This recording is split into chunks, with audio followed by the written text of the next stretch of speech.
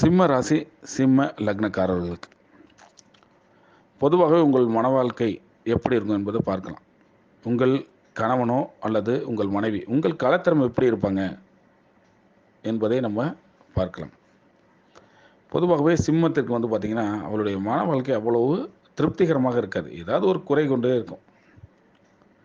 ஏதாவது ஒரு சின்ன சின்ன சண்டைகள், சின்ன சின்ன கருத்து வேறுபாடுகள் ஏதாவது ஒன்று அவங்க வாழ்க்கையில் நடக்கும். இது பொது விதி. சிம்ம லக்னக்காரர்களுக்கு அவங்க ஏன்னா சிம்மம் சூரியன் வீடு. சிம்மம் பிரகாசமான சூரியன். அதற்கு நேர் 7ஆம் வீடு பார்த்திங்கன்னா கும்ப வீடாக வரும். இது ஒளி, அது இருள். ரெண்டுமே ஒரு திருப்தியை கொடுக்காது, ஒத்து போகாதுன்னு வச்சுங்களேன்.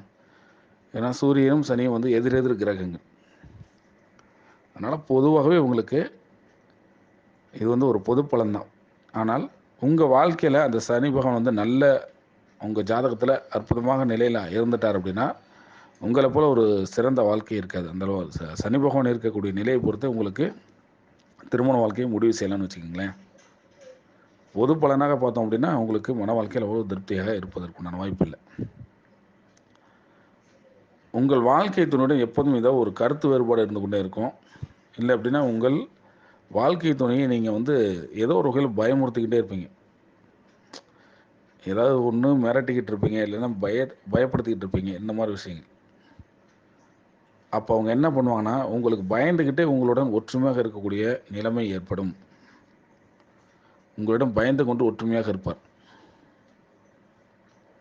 ஆனால் கலத்திரம் உத்தியோகம் உண்டு. நல்ல உத்தியோகம்னா சனி பகவான் வர்றாரு இல்லையா, அதனால் நல்ல உத்தியோகம் அவர்களுக்கு உண்டு. அதுவும் பார்த்தீங்கன்னா, உங்கள் கலத்திரம் திருமணத்திற்கு பிறகு ஒரு உத்தியோகத்தை இழந்து வேறு ஒரு உத்தியோகத்தை பார்ப்பார். ஒரு வேலையோ தொழிலோ முதல் தொழில் இழந்துட்டு 2வது தொழில் மூலமாக நல்ல ஆதாயம் சம்பாதிப்பார். மீண்டும் உங்களுக்கு ஒரு ஞாபகம் என்னென்னா, உங்கள் கலத்திரம் உங்களை விட படித்தவராக இருந்தால் மிக மிக சிறப்பு. பொதுவாகவே கடன், கவலை இந்த ரெண்டும் உங்கள் கலத்திரத்துக்கு ஏதாவது ஒரு வகையில் வரும். ஏதோ ஒரு வகையில் கடன் பட்டணுமே, குடும்பத்திற்காக கடன் வாங்கணுமே, குடும்பத்திற்காக செலவு பண்ணணுமே அப்படின்ற ஒரு கவலை உங்களுக்கு எப்பவுமே இருக்கும். தன்னோட சொத்து இல்லைன்னா தன்னோட சேமிப்பு பணத்தில் பாதி காசை அவர்களுக்கு யாருக்கு கொடுக்கணும் கேட்டிங்கன்னா, மனைவிக்கு கொடுக்கணும். அவங்களுக்கு மனைவியோ கணவனோ அவங்க பேரில் கொடுத்துருங்க. உங்களுக்கு ஏதாவது சொத்து இருந்தாலும் அதை பாதியாக பிரித்து மனைவிக்கு கொடுங்க, அல்லது உங்கள் கணவனுக்கு கொடுங்க. அப்போ உங்கள் கடன் சார்ந்த பிரச்சனை, கவலை சார்ந்த பிரச்சனை நிச்சயமாக தீர்வு பெறும். மீண்டும் ஒரு அடுத்த பதிவில் பார்க்கலாம். அதுவரை நீங்களும் உங்கள் குடும்பமும் வாழ்வாங்கு வாழ வேண்டும் என்று எல்லாம் வல்ல அந்த இறைவனை பிரார்த்தனை செய்து கொள்கிறேன். நன்றி. வாழ்க வளமுடன், வாழ்க நலமுடன்.